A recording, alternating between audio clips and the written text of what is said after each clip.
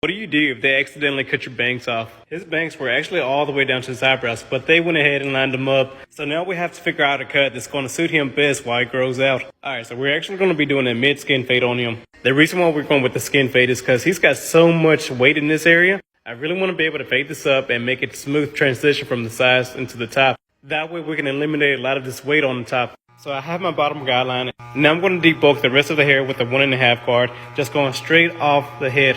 So now I have point A and point B. So I know that I only have this much room to create a fade. So now going with my lever all the way open, I created my first section that I'm going to be fading out. So now switching to my Babyliss, I'm going to begin with the lever open within this section, and I'm going to work my way down. So as I'm working my way down, I'm closing the lever one notch at a time until I get all the way closed at the very bottom of the line. At each time I close the lever, I'm not going to be going up as high within the section anymore. And fading down within this section is really helping me soften up the bottom line and be able to create some gradiency within this section. Now that I have the lever all the way closed, I'm right at the bottom line, and that pretty much eliminated it.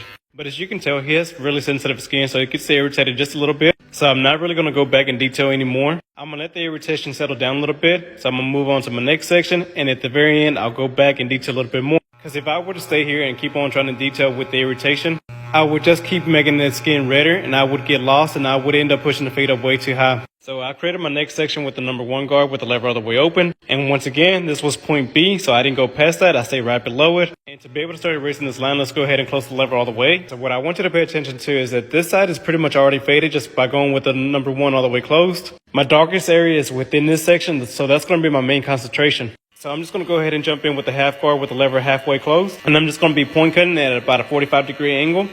Alright, so now that we got the sides done, we can finally start working on the top. And I really hate to do this to you, but you're going to have to tune in for part 2. That way we can really get in depth on how to fix this cut.